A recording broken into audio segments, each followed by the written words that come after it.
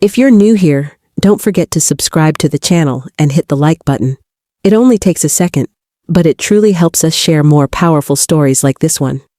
It started as one of those quiet Saturday evenings that feel almost too calm to be real. The kind where the world outside fades into a distant hum, and your home becomes its own little universe of peace. I had just finished tidying up, made myself a cup of tea, and settled onto the sofa. The faint sound of my partner humming drifted from the kitchen, blending with the soft clatter of dishes and the scent of roasted herbs still hanging in the air. The kids were out. The house was still, unnaturally still. For a brief moment, everything felt perfect, safe, predictable. But then, that strange sense crept in, the one that tightens your chest without reason, the kind of unease that whispers before anything truly happens. I tried to ignore it, but the silence suddenly felt too quiet.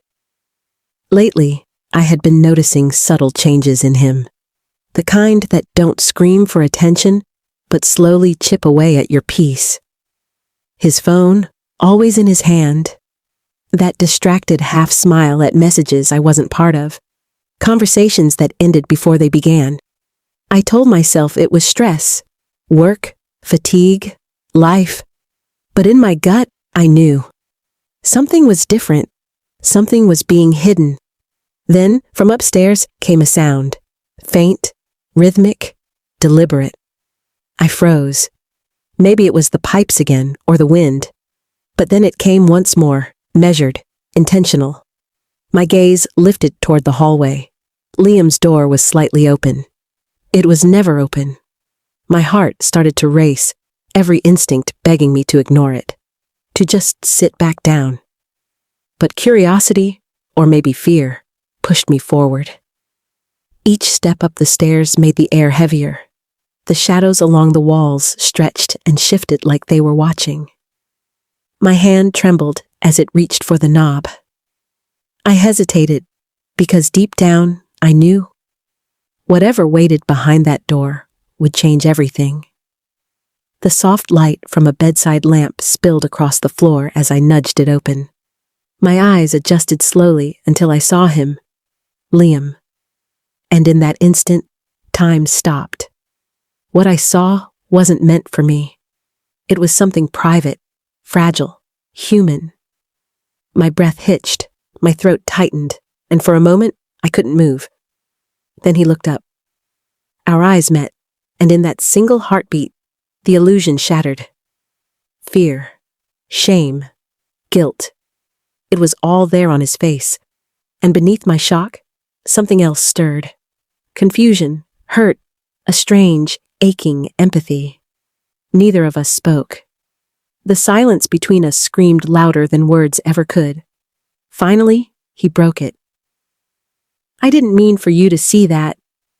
His voice trembled, the words tangled and desperate. Apologies spilled out, half-formed, incoherent. It's not what it looks like, he stammered. I didn't know how to stop feeling like this. Anger wasn't what came. Not yet. What came was something far more complicated. A raw ache of betrayal mixed with the quiet grief of realizing you never really knew the person beside you. Then, softly, he said it.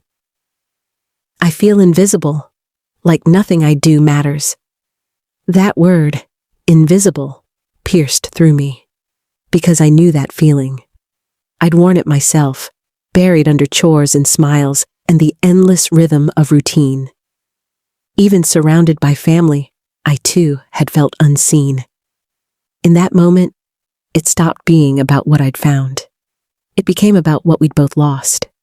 Connection, understanding, each other. I should have walked away. I should have drawn a line.